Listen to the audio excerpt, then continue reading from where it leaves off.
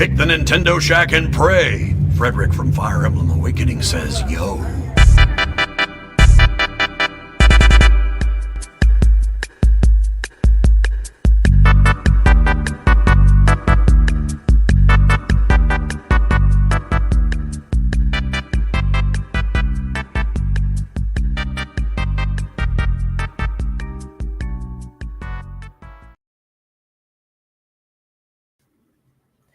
Greetings, Koovalings. Welcome to this week's episode of the Nintendo Shack podcast. I am joined here once again by Steven, who has graciously offered to step in while Garrett is away.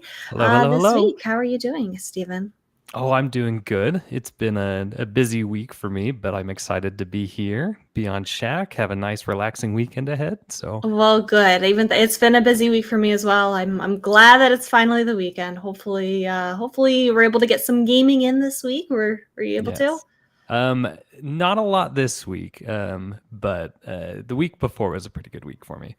What was going on last week? Well, I had to finish up Cult of the Lamb. I think that actually last time I was on a couple of weeks ago, I was talking about how I was just barely getting into Cult of the Lamb at that point. So last week was I finally got the courage to finish it, because if for those who aren't in our Discord, I had started it, made it about 3/4 of the way through, and then ran into, I'm going to call it a game-breaking bug.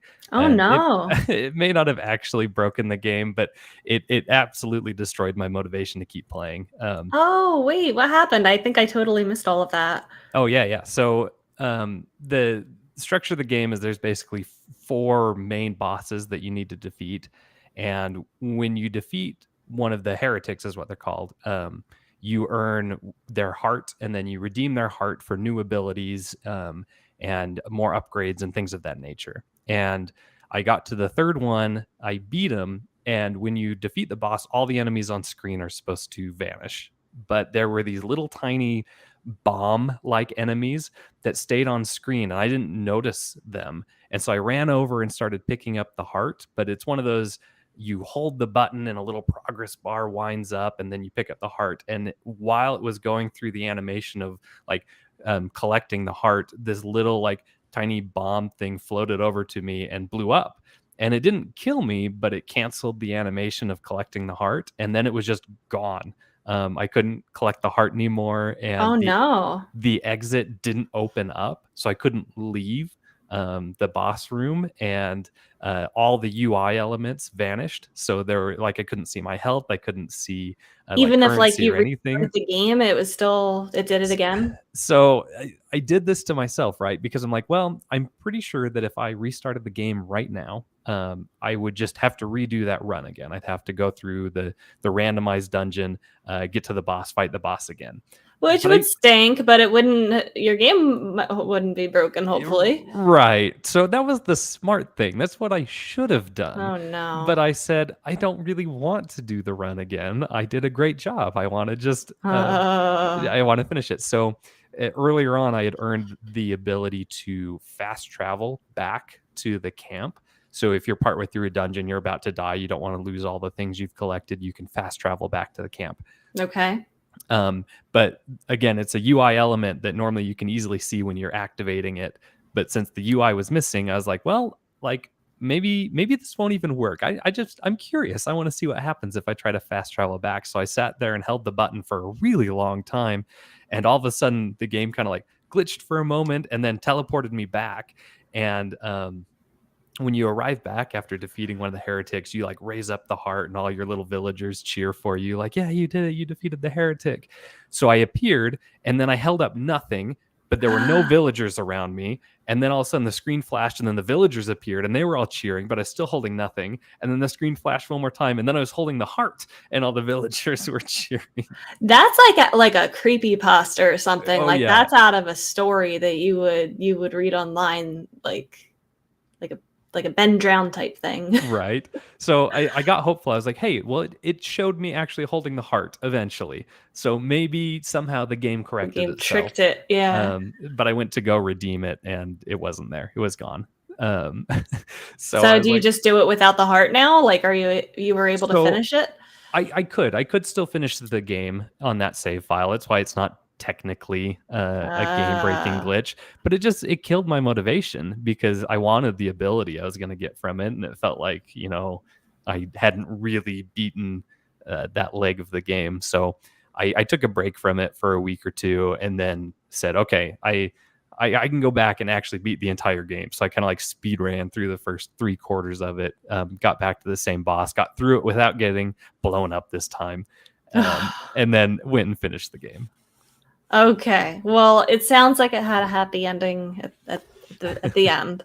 It did. It was the only time I have ever reported a bug to a developer, because I was like, this was so just fascinating to me, that I wanted to let them know, like, hey, this is a problem. I like your game and I want more people to play it, but I don't want other people to experience this. So Right. I tried to wonder if take other some people screenshots have. Like, and I send it wonder off. if I feel like that's the kind of thing where, like, I find it hard to believe that you're the only person that will have that happen Well, to. according to chat here, Yarden said the exact same thing happened to him. So there's Ah. two in just our little community here. Well, then hopefully, if they haven't already, they're working on a fix for it. Yeah, and I don't know if it's Switch specific, Mm-hmm. or if it's across all platforms. I Right. would guess it's probably across all platforms, but hard to say. You for never sure. know, right? Mhm. Right.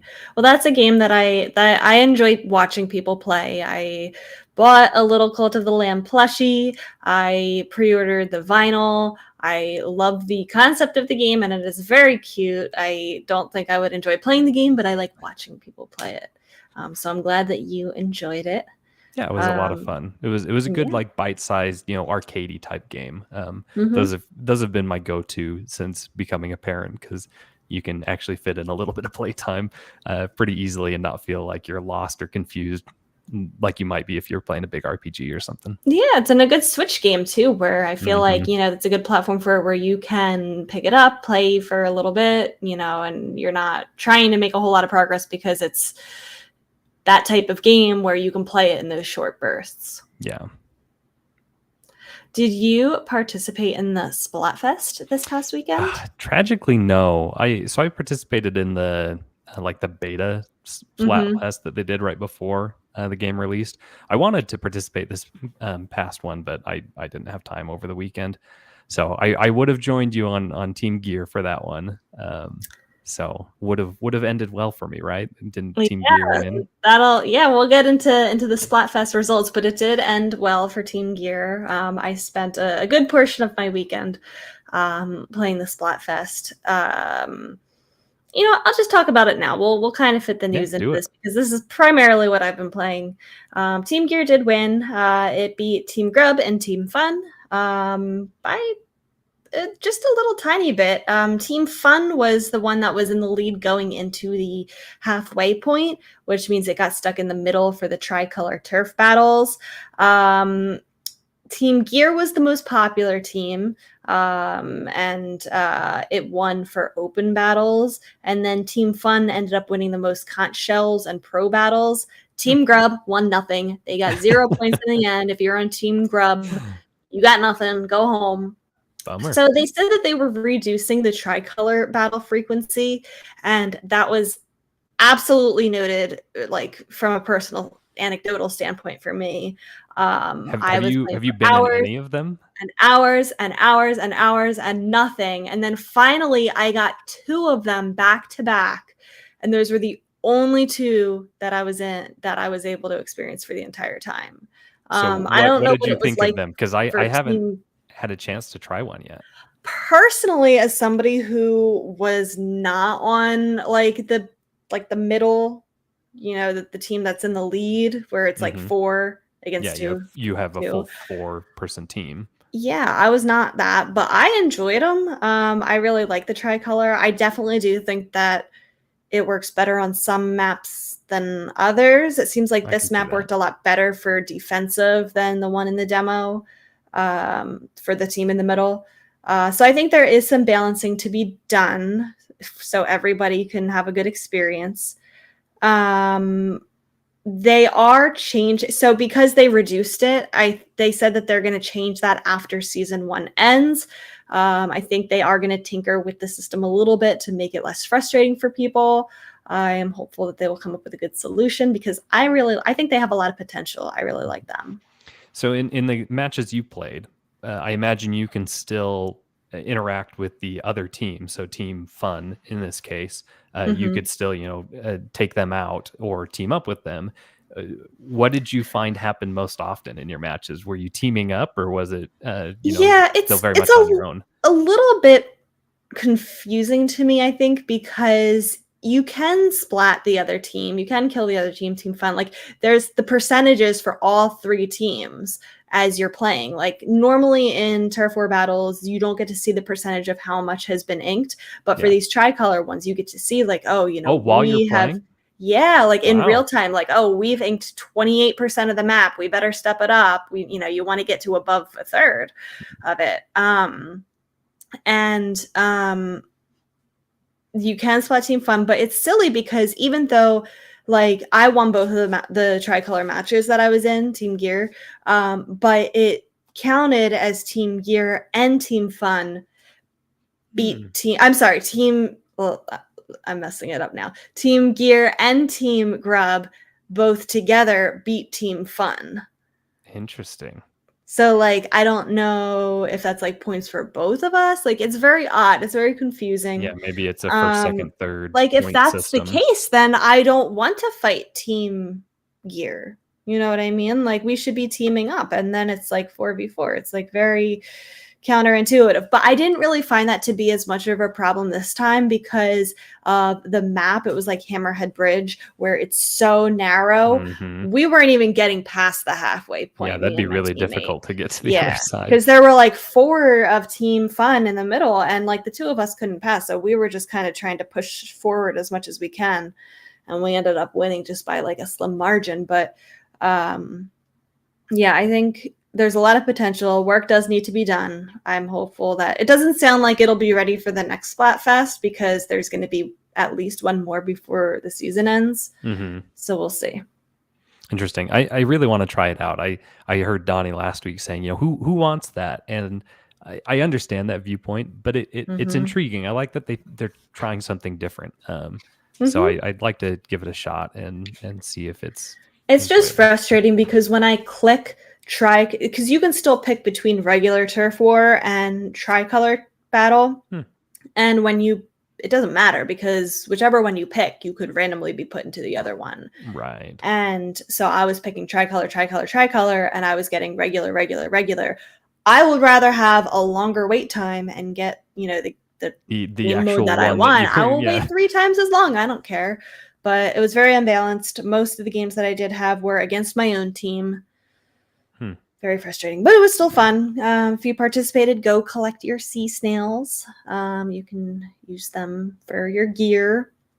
The other thing I want to talk about that I was up to this week was on Monday night, I got together with some of the coolest ladies in the Zelda community, and we chatted about Tears of the Kingdom. We talked about what has been revealed so far, all of our theories, all of our hopes and wishes. We talked for about an hour and a half. It was myself, Mary Wants a Cookie, Miss Click, and Nintendo Fangirl, and we chatted about all of those things, and it was a really good conversation. I'm really glad that I did that with them. And I know a few people were asking us to put it on the Nintendo Shack podcast feed, like just the audio, because I know a lot of people just like only listen to the podcast. They don't, go on Twitch and watch and stuff. So I'm going to do that this weekend. So if you're interested in hearing me and some awesome Zelda fans talk about Tears of the Kingdom, that will be out within probably the next day or 2 once I get a chance to upload it. Excellent. That's exciting. I'll definitely listen to that. Give us a little teaser. Give us like one fun speculation or takeaway from it. Let us a little bit. So the girls I talked with, they are so knowledgeable about Zelda. Like, oh my gosh, I could talk to them for hours about it. They brought up a lot of really good theories that I hadn't even thought of, like especially involving the Sheikah and like what their role might be in the game, which I know myself and a lot of people have been hoping that like more Sheikah would be introduced into the, like, more alive Sheikah would be introduced into the series, because we only ever get Impa that's alive. And with like all of the Sheikah technology in Breath of the Wild, like I feel like that was such a tease. And so like we're thinking maybe something in Tears of the Kingdom could come up. So Yeah, that'd be fun. I mean, if they do any sort of time travel mechanic, which seems like there's a chance of it, you know, you could see some Sheikah or some Zonai. Either one of them would be really fun to see in this game. we talked a little bit about the possibility of time travel too, so I would definitely tune into that. I will. The VOD is up on my channel at Forest Minish on Twitch. I still have to put it on YouTube and the audio feed, so look forward to that if you didn't catch it live. Excellent. All right, I'm going to throw out a quick crackpot theory of my own. All right. I'm going to say Tears of the Kingdom is a reference to how the game's going to end with some kind of big rainstorm, you know, tears raining down from heaven that will cancel out the malice that's climbing up out of the earth. Ooh. So I don't like have that anything theory. more specific than that, but I think maybe it ties in with the title of the game. I like it. I like it. Yeah, they talked about how the title apparently spoils something with the story. I don't know. We go into that too, like what we think it means. So we didn't name that theory, so I'm curious to see if that could happen. Okay. We'll come back to it. We'll bring it out after the game comes out. Absolutely. Yeah. Well, the ladies were. Reel the tapes. Let's get into some other news from this week. It is pretty late this week, but my favorite thing ever was that a new Pokemon was revealed this week. Its name is Wiglett, as you can see from my name on the screen right now. I am the #1 Wiglett fan. It appears to be a regional variant of Diglett. It looks pretty similar, but it's not, they said. It's a new species. It's looking that it's going to be one of these convergent type species that evolved in like a similar type of environment to Diglett. It developed a lot of similar traits, which is why it looks pretty similar, but it's a different species. It's not based even like a pre-evolution or a special Nope. evolution. It's not a regional, it's not an evolution. It's a different species than Diglett. It's called Wiglett.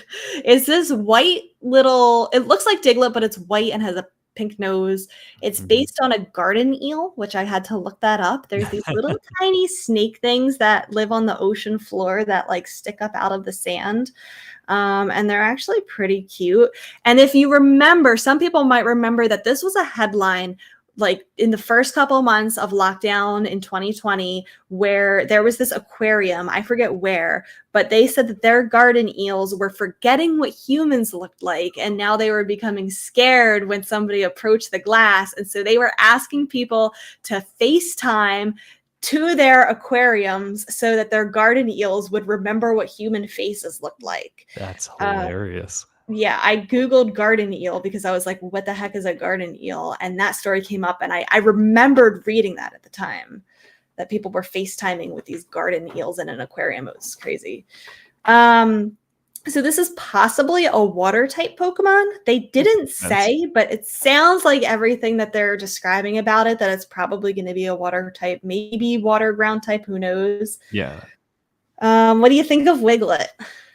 I think it's a clever idea. You know, I'll be honest. Looking at actual pictures of garden eels, they are very colorful, and they have all these. They're cute, aren't they cute? Yeah, they are. They've got kind of bug eyes, and they've got a lot of fun colors and stuff. So part of me wishes Wiglett had a little bit more style, that he wasn't just white. But I think this is a really fun basis for a new Pokemon. Maybe his evolution will be colorful. Yeah. But anyways, yeah, I like him. I think I think it's a fun new addition. I do too. West 3DP wants us to name Wiglett's evolved form. If he does evolve, what do you think it will be called? Good question. I wonder if, man, they made him so close to Diglett to begin that your instinct would be that he's going to, you know, end up with 3 heads or something like that.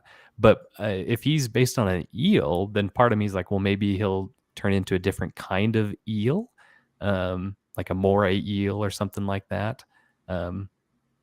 maybe you could go like Waray. I don't know.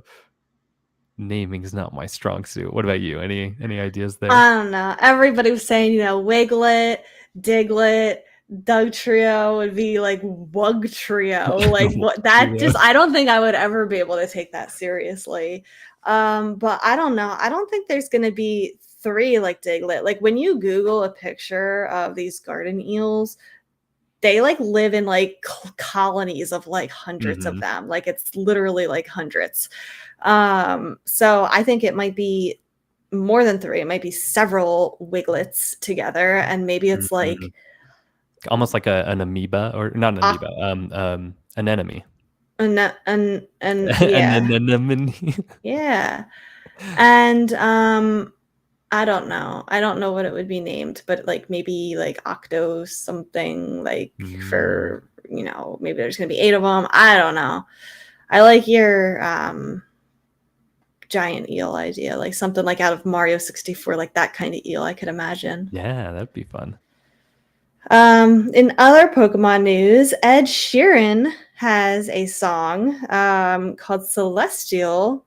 Their music video was announced, and this is Pokemon related because the music video, first of all, is Pokemon themed, and the song will appear somewhere in Scarlet Violet. Did you check out this song or this music video? No, this is the first I've heard of it. They did something similar with this with like Katy Perry, I think, had a song, and then there's like a music video. The song doesn't have anything to do with Pokemon itself. It's like very generic sounding, but the music video has like Pokemon and stuff in it, and I would think that like this will probably either appear in the credits or like maybe like an intro cutscene or something to like, it's like a bop kind of song. Like it's like a very feel good, type of thing. Yeah, and maybe depending on how kind of like anime they want to make the story, you could cram it into a cutscene in the middle. But I agree, something in the opening or the closing, it seems to make the most sense. Or if they have like, how they've done the fashion shows or something in some of the previous games, you could have some kind of side mechanic like that that you could fit it in with. I can't remember. Has there ever been a time in Pokemon where they've had music with lyrics?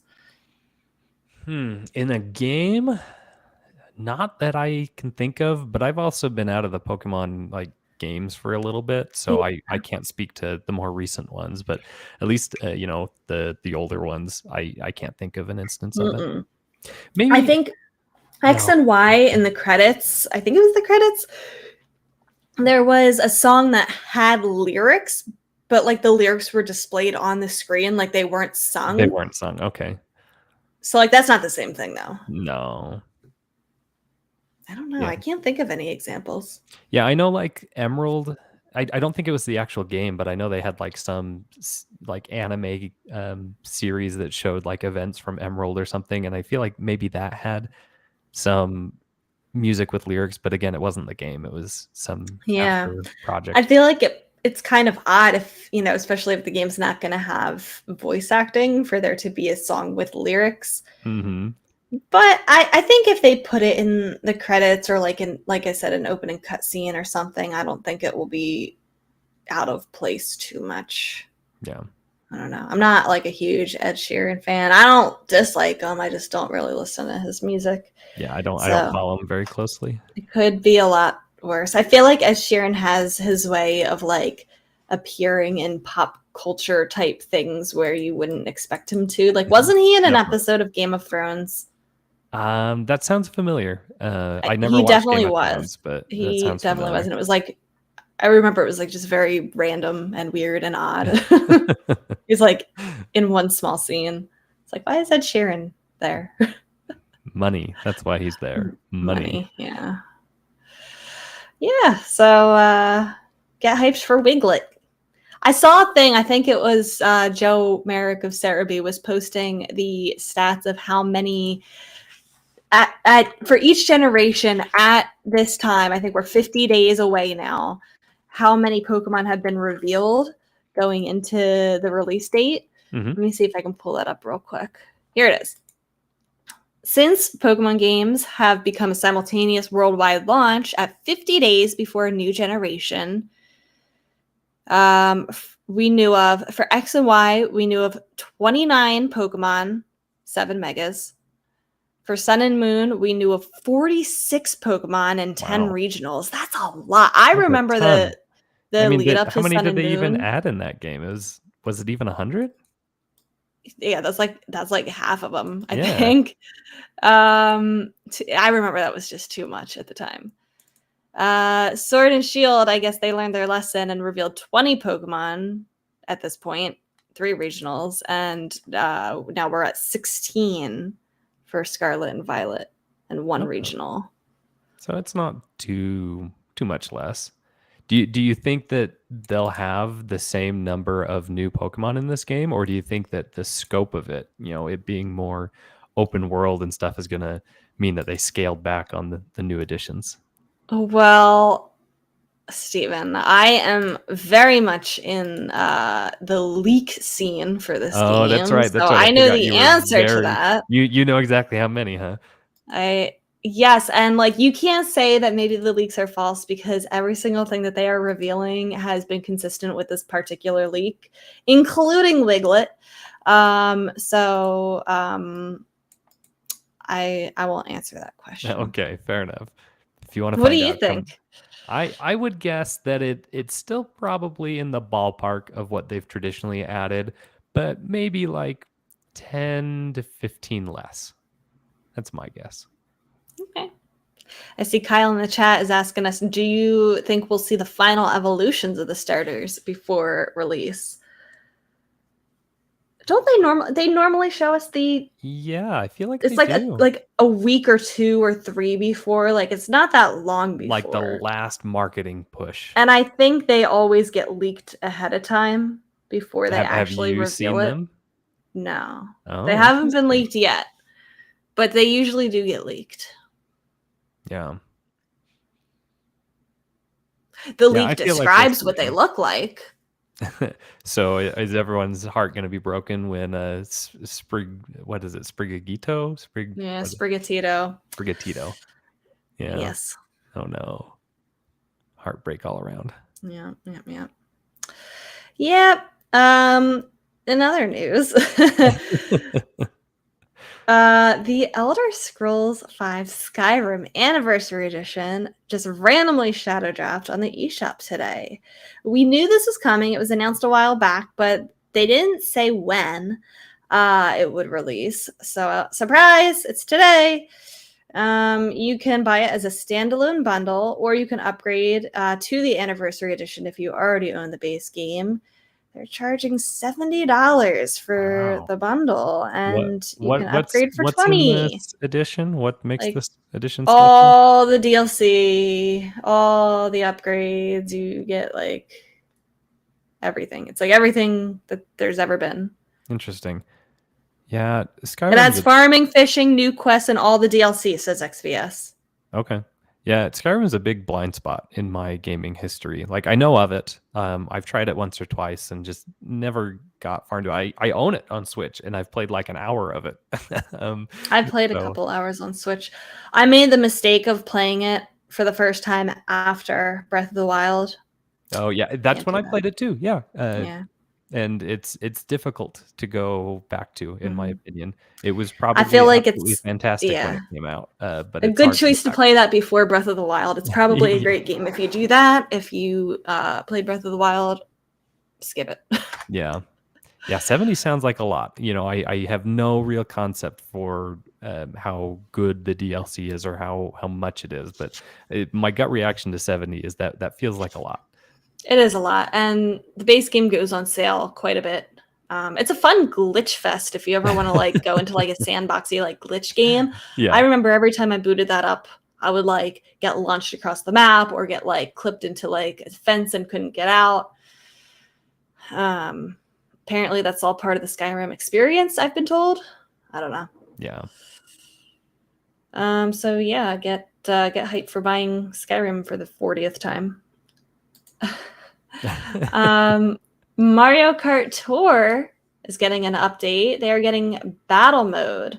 Oh, that's fun. So for those of you who are still playing Mario Kart Tour, you get new battle mode content. Apparently, they're going to be updating this pretty consistently. They're giving you 2 courses to start: the GBA Battle Course 1 and the GameCube Cookie Land. Do you play Mario Kart Tour, Steven?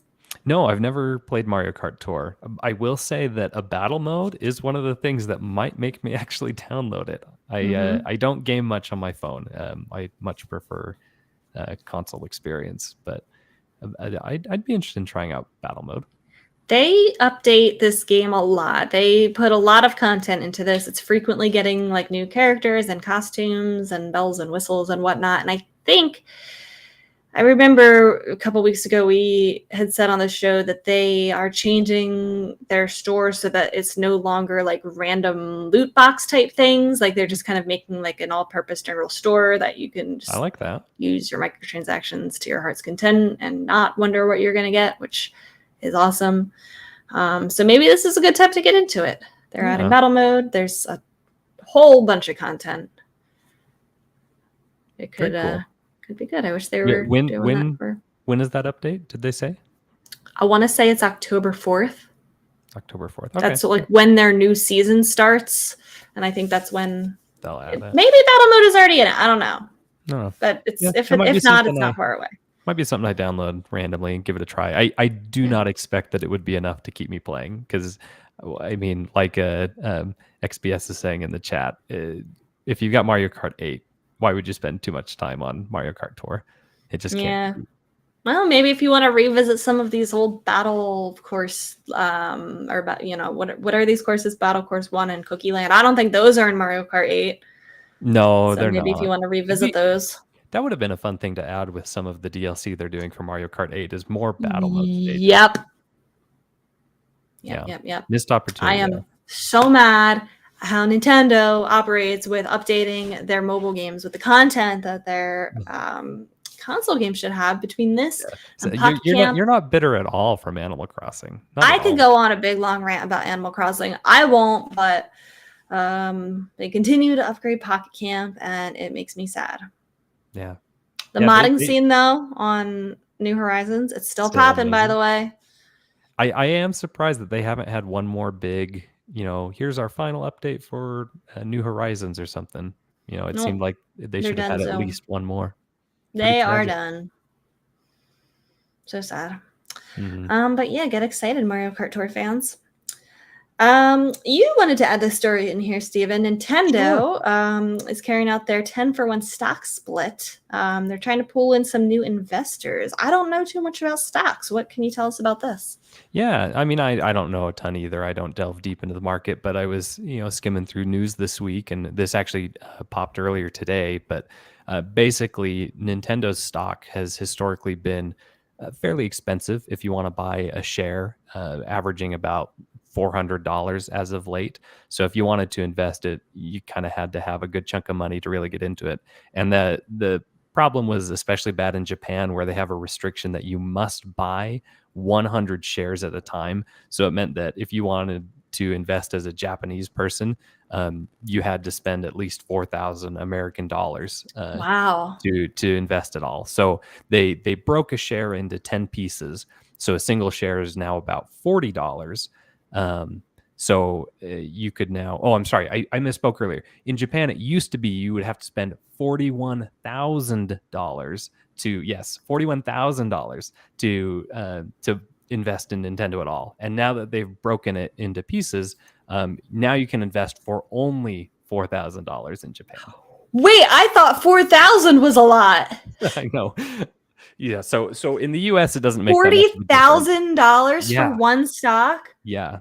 So that was their main goal, is they wanted to make it more accessible for Japanese people to invest. So for people in America, it's, if you want to buy one stock, it's now $40 instead of $400. So it still benefits, us here. But in Japan, you went from $41,000 to $4,000. So now rich people can afford it instead of the ultra rich people. Yes, exactly. Wow. Yeah, they mentioned that they've seen an increase in what do they say, young investors, and they wanted to make it more accessible to them. So, anyways, if you're into that thing, maybe something to keep an eye out on if you've always wanted to invest in a Nintendo. It's easier than it's ever been. I'm glad it's not 4,000 here. Right? Yeah, I'm like $40 for a share. Like, who knows? Maybe I throw a couple bucks at it. We'll see. Yeah. I wish I knew more about stocks. That's something. Garrett would love to be part of this conversation. He's very much he into would. that stuff. I'm sure he'll want to comment on it when he gets back, but knowing him, he'll probably put stock into this. Who knows? Mm-hmm.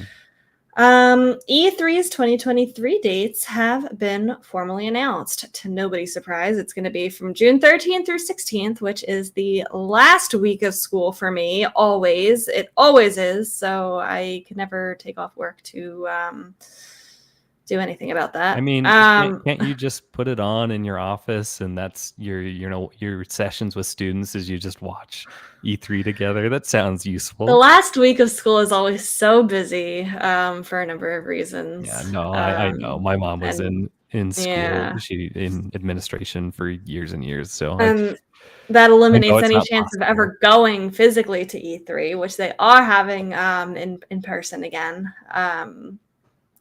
The event is going to be organized again by ReadPop. They ran it this year. This is the company, if you forget, the company behind PAX and other big events. I think they also do New York Comic Con.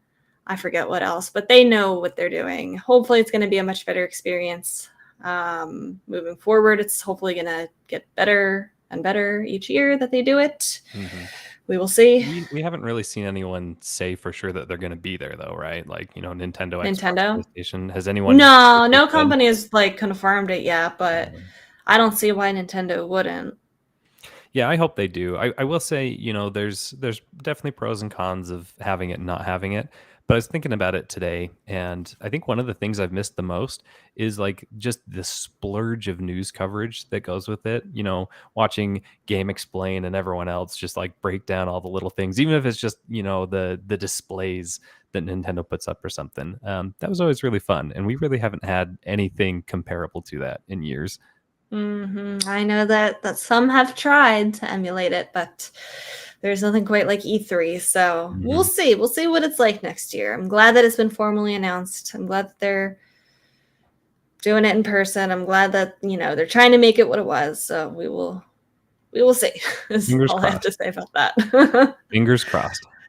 So yeah, that's it for the news. It is a light news week, but luckily our awesome listeners wrote in with some more awesome questions for us to answer. So we will start with Kyle the Pug's creative question. If you were born as an Inkling or Octoling from Splatoon 3, what would your career be apart from splatting others? Would you have the same job in the Splatoon world like your current real world job, or would it be a different career? I think... First of all, does your job exist in the Splatoon world? Not that I've seen. I'm a software engineer, and maybe it's in there and I just haven't noticed it, but I have not seen any Inklings or Octolings coding and working on software. So to my knowledge, no.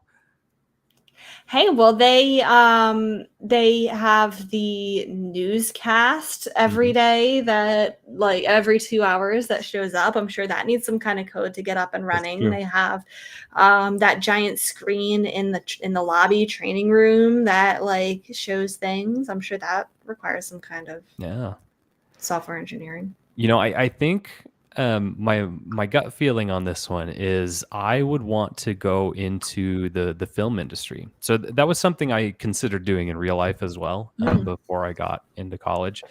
But I think with just the kind of the wacky mechanics that the Splatoon world has, I think the film industry could be a really interesting thing to be a part of.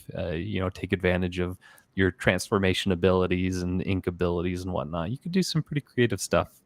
So I'd want to get into like movies and TV. I think that'd be fun.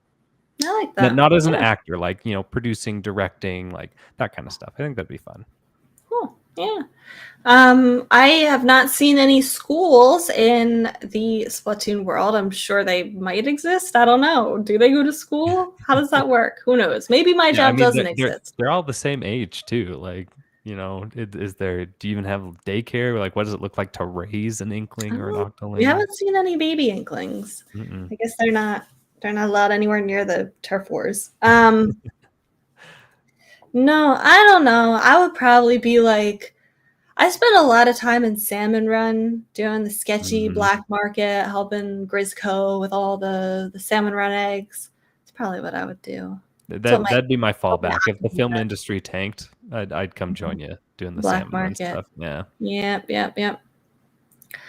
John32 wants to know, do you think the Mario movie opens the door for more Nintendo curiosities? Do they use Chris Pratt or other well-known actors to do voiceovers in future Nintendo games? I forgot to say, I think it's October 4th, this upcoming week. That's We're going right. to be getting our teaser. I think we talked about it last week, but it's coming up this upcoming week where they are going to do a teaser at New York Comic Con for the Mario movie.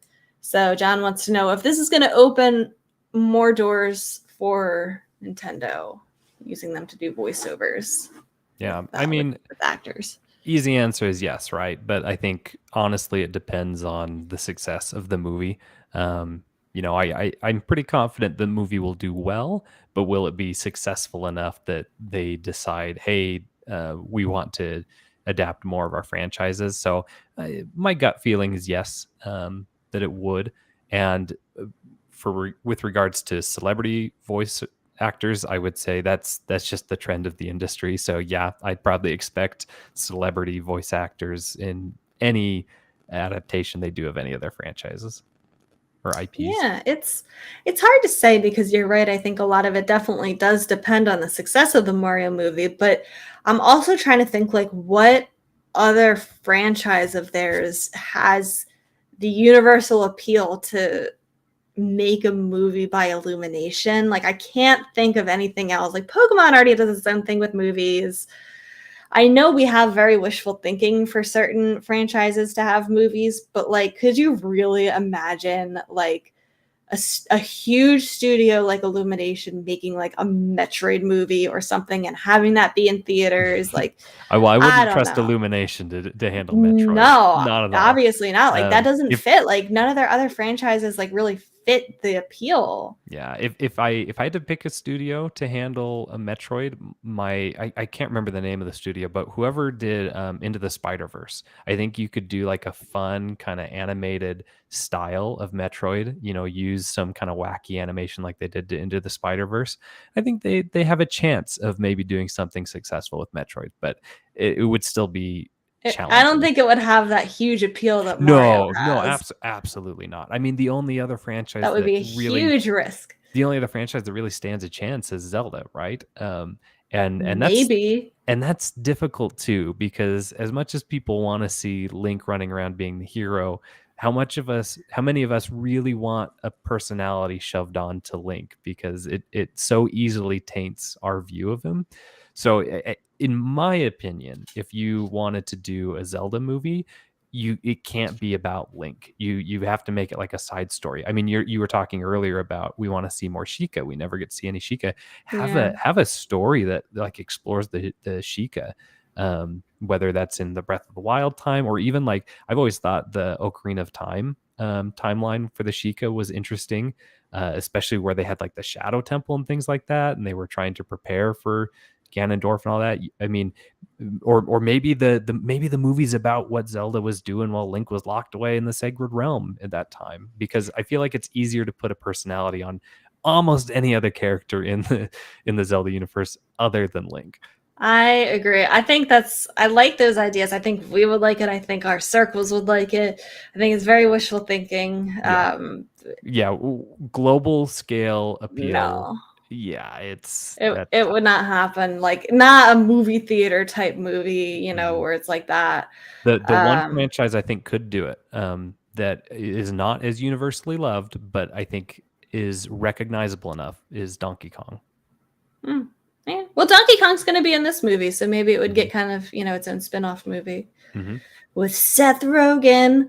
As far as voiceovers in future Nintendo games, I mean, I can't. What Nintendo game really has voice acting that would have like a known celebrity? Like Fire Emblem, maybe. Fire Emblem, yeah.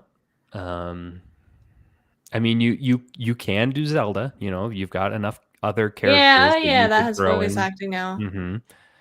Um, hmm,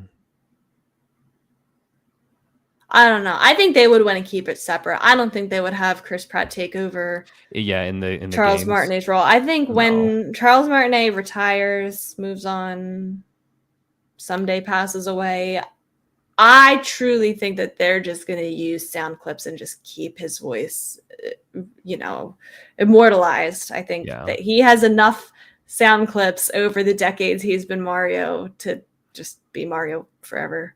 Yeah, no, I realized I misread that question. I thought he was talking about who would voice other movies, but he wants to know who would do voices in video games. And yeah, I agree. Yeah. I don't think it makes a lot of sense to bring the celebrities in to do voicing on video games. I mean, that's expensive, and I don't Mhm. feel like it has enough of a. It doesn't have the same kind of impact it has for a movie. No.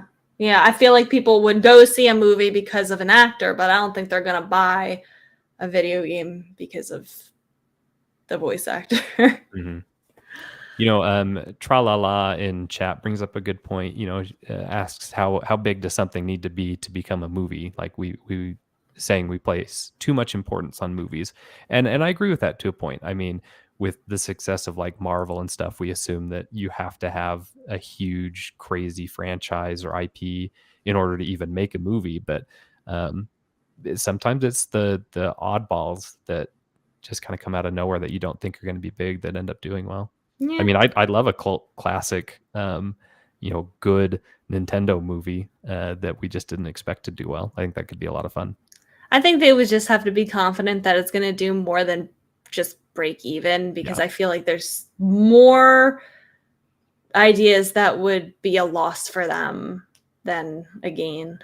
Yeah. Just because, I don't know, when I talk to the kids at my school, and you have to understand that these movies are going to be mostly kids. Of course, some adult fans are going to go see it, by themselves or with their kids. But they like three things, as far as whenever I say video games that we know: Mario, Sonic, and Pokemon. Mm-hmm. Those are the ones that are already doing it. Those are the ones that already have movies, that have been doing, things like this for a long time.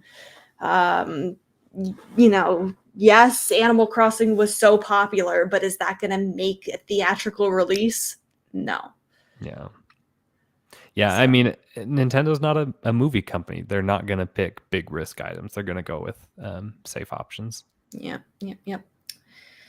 Brendan wants to know, what are some games that are on the Switch that you have played on other consoles that you love, that you picked up on the Switch anyway? Ooh, he says so far for him it's been Will o' the Wisps, Tunic, Death's Door, Lonely Mountains Downhill, Pokken Tournament. Pokken Tournament was on something other than the Switch? Hyrule Warriors. The Wii Oh, he's talking U? about Wii U. Buying it on Wii U and then Oh, Switch. yeah, he's just talking double purchases. Mm-hmm. Huh? Okay. I gotta think for a second. I don't know that I have done that, Brendan. Have I double purchased anything? Wait, I will be doing it. I think Life is Strange, the Arcadia Bay edition, just released on Switch, so I will be double dipping that to have a Switch version. I rebought Life is Strange True Colors on Switch to have for my collection, that I played originally on PS5. Yeah, I honestly can't think of a single game I've double purchased. I mean, the only console I own is a Nintendo console. I borrowed PlayStations and Xbox in the past, but I I had Game Pass on Xbox and only bought Sony exclusives on PlayStation. So I don't think I've double purchased anything. And I didn't own a Wii U either, so I couldn't even double purchase all the ports from the Wii U. I think the only port I double purchased was Mario Kart, and I don't think that counts because that's a totally different game now. Yeah, I think Life is Strange is the only one that I can think of off the top of my head. Yeah. I've You would have to be considered double for my purchasing collection. It Takes Two and Portal. I have those, or I played It Takes Two on Xbox, and such a good game. If you haven't played It Takes Two, find somebody who will play it with you and play it. My wife loved it. My wife does not play video games. She loved It Takes Two. Fantastic game. So I've considered purchasing that one again, and I've considered purchasing Portal to have on the Switch, even though I've got it on PC.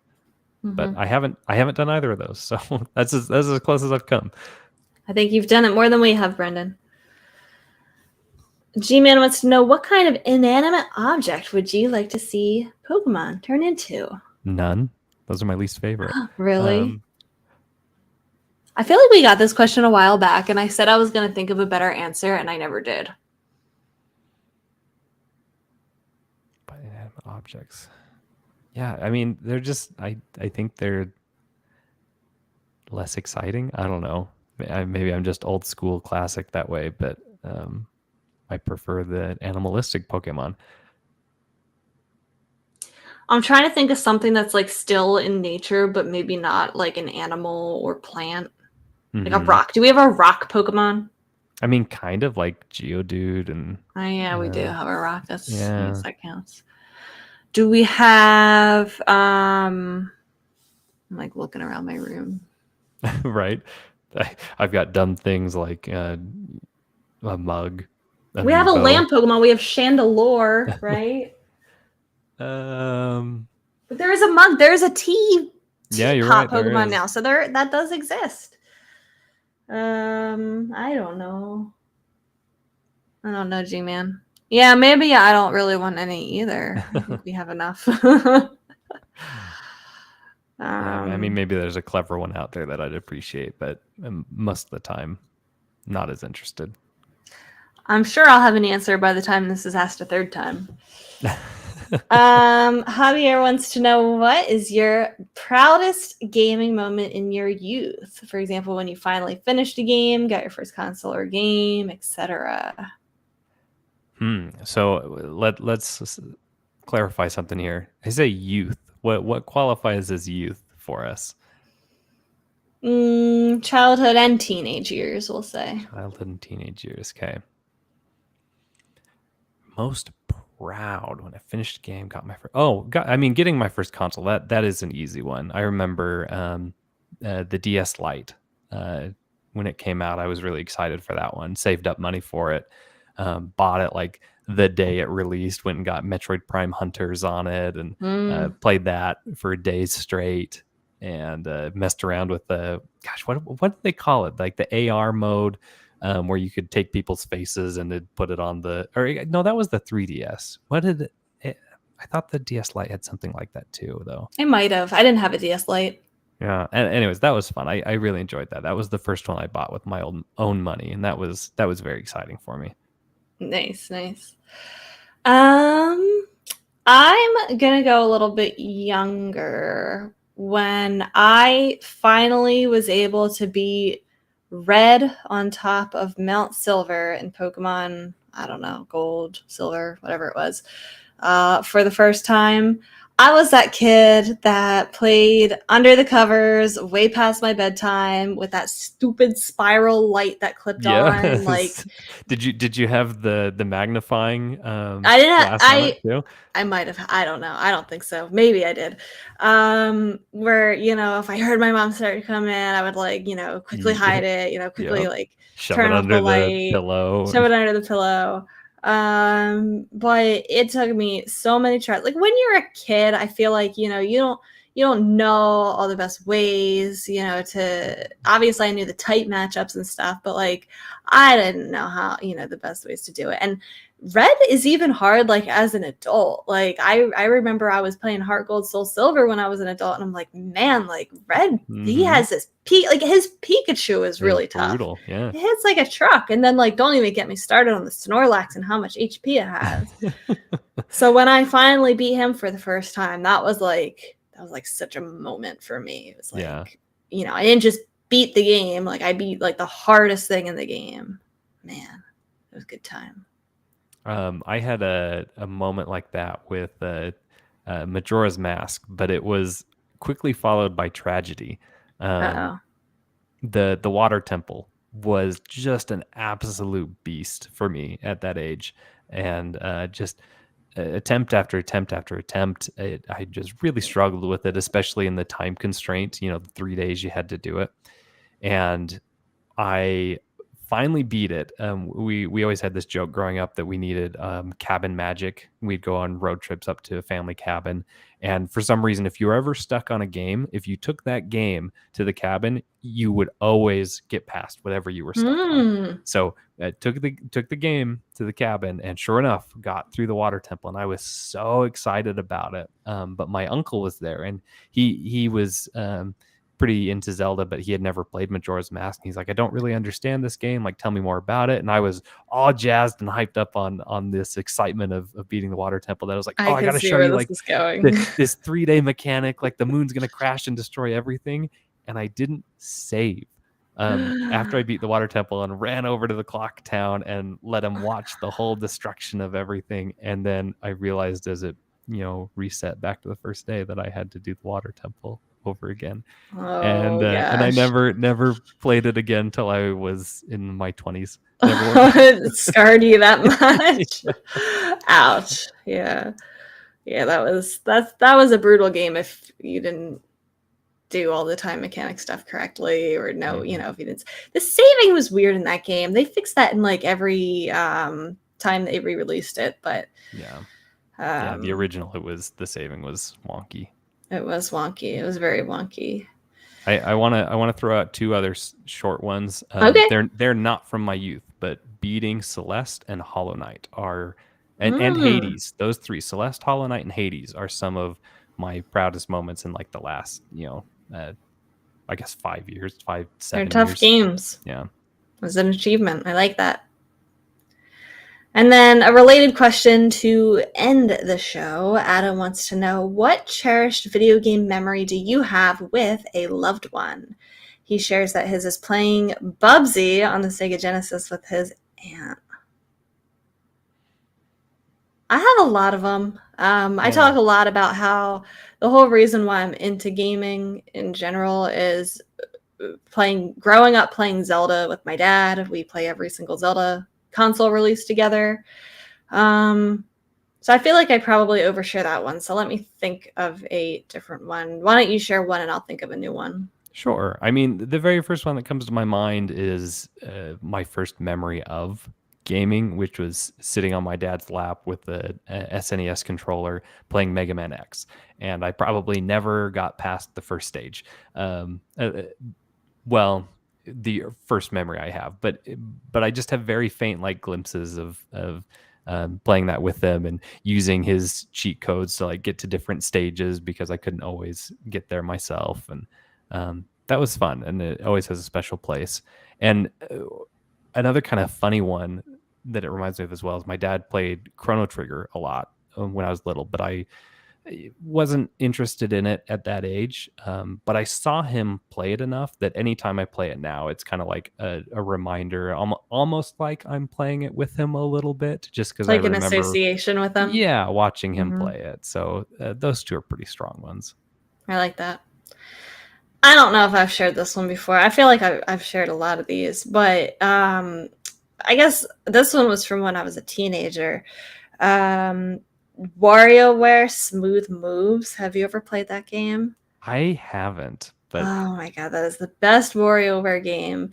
Me and my friend Cassie, I guess we were in middle school. This must have been like 7th or 8th grade. I forget when it came out. But we played through most of the games together. It's a single person game, like a single player game. But we were kind of taking turns throughout the levels, like seeing, who could get the highest score and stuff. And we got to the very last level. And if you're unfamiliar with WarioWare, at the end of each level, there's like a boss level. And they're usually some quirky thing with smooth moves. Each one has to do with like the Wii remote, like holding it in different, positions, doing different things with it. And the very last level, the very last boss fight is so bizarre. Everything about WarioWare is so bizarre, but there are these kind of its bread and butter. Yeah, there are these 4 humans like human shaped characters lined up, and they're dancing, but like they do dance moves like one at a time, and you have to follow along. Like you're the fifth person in line, and like if they like clap, like the first one claps, the second one claps, the third one claps, the fourth, and then you have to be like the last one. Okay. And like you have to do everything in rhythm. And it wasn't even hard, but we were just laughing so hard at the movements of some of these. Like if you can imagine two like preteen girls just giggling and giggling at like a sleepover at like how ridiculous these dance moves were, and like messing up because we were laughing so hard and having to do it over and over again. Yeah. That was a very good memory. We finally did beat it, and yeah, it was a good time. That's awesome. That reminded me of one more of Sure. middle school days. Guitar Hero.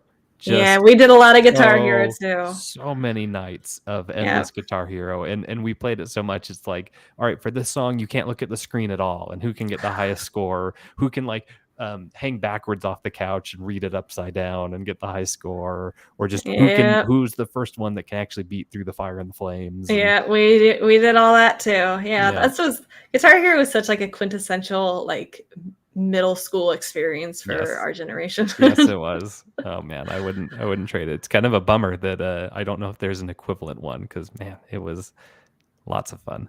I think are they still making like Rock Band and stuff? I think they still might be. They or something similar. but it doesn't have the same impact it did. No, but good times. Yeah, I could probably think of a lot more, but we'll save them. Good questions this week, and I know this was light on the news, so thank you so much for joining us, Stephen. Yeah, absolutely. Is there anything that you want to plug? Anything that you're working on or doing that's cool that you want the people to know about? Well, I want everyone to go buy Sparks of Hope, because Mario and Rabbids is a fantastic game, and if you haven't tried it, you should give it a try. It's a lot of fun, and I think Sparks of Hope is going to be excellent. Otherwise, come hang out with the Nintendo Chat community in Discord. Come chat with us and party, and either make fun of or support the new Pokemon designs that come out, and come play Splatoon with us. Yeah. Oh yes, lots of Splatoon. If you're not in the Discord, the link is always in our show notes for you to click and join us. We would love to have you there. Thank you again, Stephen. And like I said, I will be uploading that Zelda talk to the podcast feed for anyone who is interested in that. And otherwise, we will see you next week, Koopalings. Have a good night. Bye-bye.